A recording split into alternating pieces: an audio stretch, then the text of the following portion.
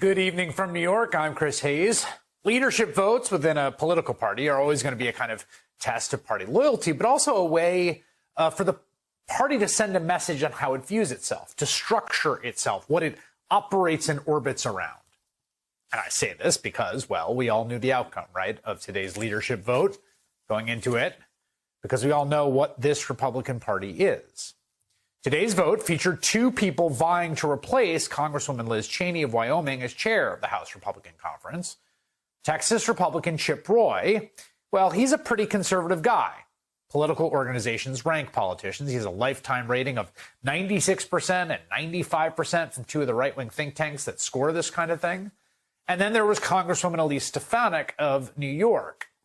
She's a Harvard graduate who made her name in the Republican establishment and who used to brag about how much she was a moderate. Well, her conservative voting score shows that she's only about half as conservative as her opponent. So in terms of party loyalty and party leadership, think about this. Republicans had one big legislative accomplishment to show for the Trump administration.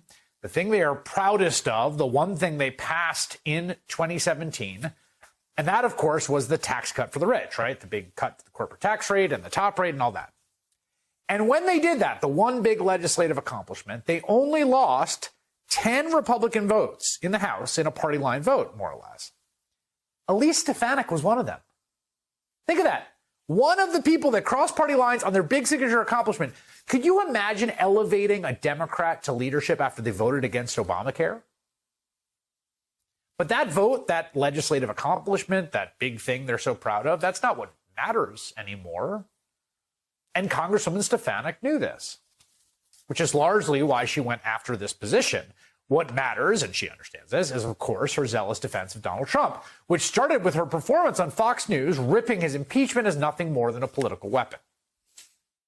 At least a dozen of your fellow Republicans will join the Democrats and vote to impeach the president. You, however, will not be on the list. That is correct, Steve. This is a snap impeachment. This is what Democrats have been focused on, frankly, since the president was elected in 2016. They are still focusing on impeaching him even after the 2020 elections. That was the second impeachment, by the way. Stefanik sort of made her name during the first impeachment. That was her big sort of coming out party, her heel turn, her opportunity to go on Fox News and defend the president. What mattered above all else, what has mattered, is her willingness to frontally assault American democracy. And she did that by voting to overturn the 2020 presidential election and not seating Joe Biden's electors. Congressman Chip Roy, with all of his conservative bona fides, he did not.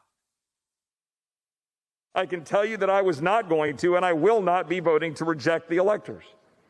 And that vote may well sign my political death warrant, but so be it. I swore an oath to uphold the Constitution of the United States, and I will not bend its words into contortions for personal political expediency.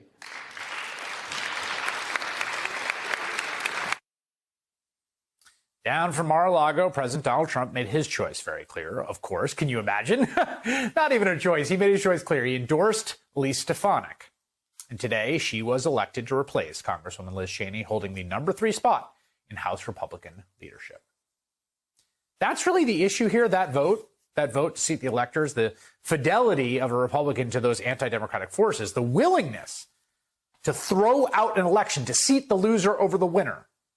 That is the defining feature. That's the big vote. That's the litmus test. That's their version of the Affordable Care Act. Nothing else. And next to that, of course, is loyalty to a man, an individual, a guy who's been deplatformed from social media, a one-term, twice-impeached president who, according to recent analysis, was outrun by Republicans in open House races in 2020 by an average of 1.4 percentage points, meaning he did worse than them.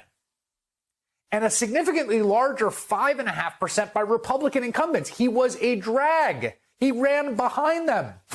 That's the guy to whom they are swearing their loyalty, their president, the loser, the guy who lost by 7 million votes, who in a single term watched Republicans lose both the House and the Senate, the guy who has been essentially exiled to Mar-a-Lago, whose last job approval rating was 34%. That guy controls one of the two major parties in America. But here's the thing again. At some level, that guy is as much creation of the weird psychology of the conservative base and its media consumption as anyone else. Donald Trump is a Fox News creation. He started calling into Fox and Friends, and next thing you know, he's a Republican nominee. The tail is wagging the dog here. A recent study by Public Religion Research Institute shows that Republican media consumption is what determines belief system about the legitimacy of the election. Nearly 90% of Republicans who got their news from Fox News believe the presidential election was stolen. And if they watched other far-right news sources like Newsmax, nearly 100% of them believe the big lie. Yesterday, Congresswoman Liz Cheney tried desperately to pierce the disinformation bubble that is Fox News. We all have an obligation, and I would say Fox News especially Fox News, has a particular obligation to make sure people know the election wasn't stolen.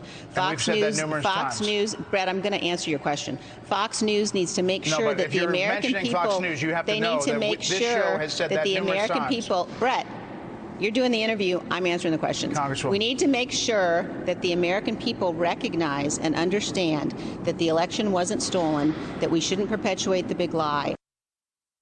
This show has said it numerous times. The question of what is conservative right now is a strange one to attempt to answer, right? I mean, it clearly has nothing to do where candidates are on the issues.